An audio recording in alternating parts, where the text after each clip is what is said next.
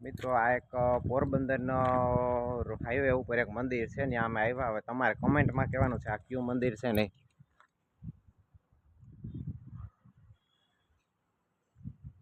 જોઈ લ્યો આ મંદિર. હવે તમારે કમેન્ટમાં કહેવાનું છે આ મંદિર પોરબંદર હાઈવે ઉપર ક્યાં આવ્યું અને ક્યાં માતાજીનું મંદિર છે એ તમારે કમેન્ટમાં કહેવાનું છે.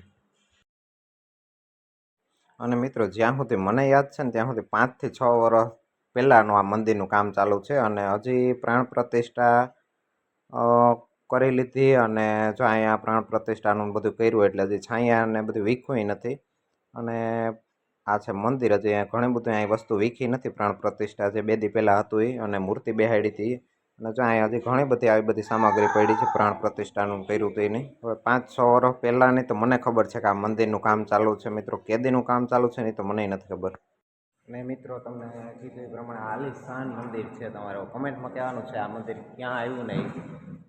તમને ખાલી એટલું કહી દીધું કે પોરબંદર હાઈવે ઉપર છે.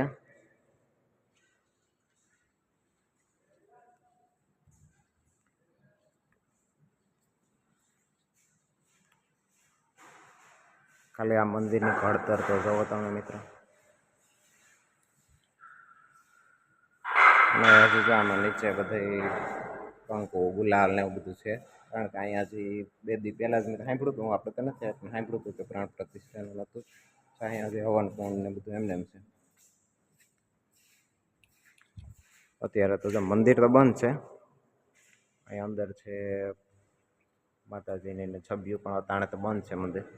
ખાલી તમને બહારથી આખું મંદિર બતાવી દઉં. બહુ આલીશાન મંદિર છે. જો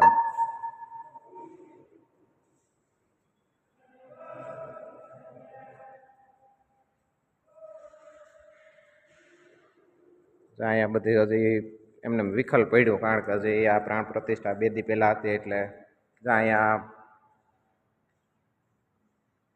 ભગવાનને બેહાડી દીધા. પણ હવે આ છે ને તમારે કમેન્ટમાં કહેવાનું છે કે આ મંદિર ક્યાંનું છે ને. બહુ આલીશાન મંદિર છે અને પોરબંદર હાઈવે ઉપર આવો ને તો ક્યારેક અહીં બહુ આલીશાન મંદિર છે. હજી તો કામ ચાલુ છે એટલે તો આમાં બધું ભેહાણ પડ્યું. બાકી બહુ જોરદાર મંદિર છે. અહીંની મોટી મોટી મૂર્તિઓ હજી જો આમ મંદિરમાં સ્થાપિત નથી કરી. અહીંયા નીચે પડી.